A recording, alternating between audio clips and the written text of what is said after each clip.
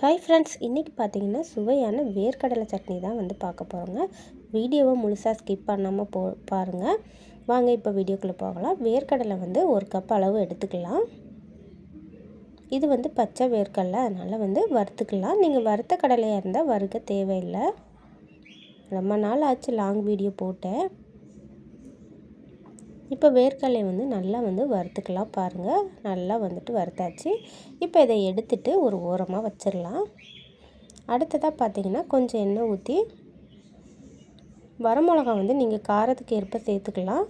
அப்புறம் வந்துட்டு வெள்ளைப்பூண்டு சின்னதாக இருந்தால் ஒரு 2-3 சேர்த்துக்கோங்க. நல்லா இது வந்து பெரிய வெள்ளைப்பூண்டுங்கிறதுனால 1 சேர்த்துருக்கேன்.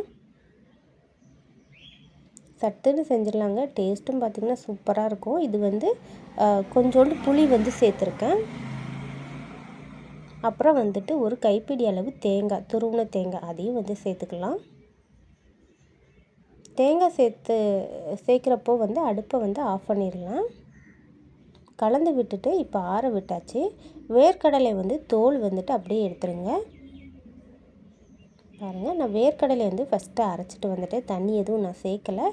இப்போ வந்து வதக்கி வச்சுருக்க வெங்காயம், வரமிளகா எல்லாத்தையும் பார்த்திங்கன்னா கொஞ்சமாக தண்ணி விட்டு அரைச்சி எடுத்துகிட்டு வந்துட்டேன். இந்தளவு கெட்டியாக இருக்குது. நான் வந்து கொஞ்சம் தண்ணி சேர்த்துக்கிறேன். பாருங்கள், இட்லி மாவு மாதிரி இருக்குது. இந்த அளவு வந்து இருந்தால் போதும். உங்களுக்கு இன்னுமே தனியாக வேணும்னா கொஞ்சம் வந்து சேர்த்துக்கலாம். அதுவும் நல்லா தான் இருக்கும். இப்போ ஒரு தாளிப்பு கொடுத்துடலாம்.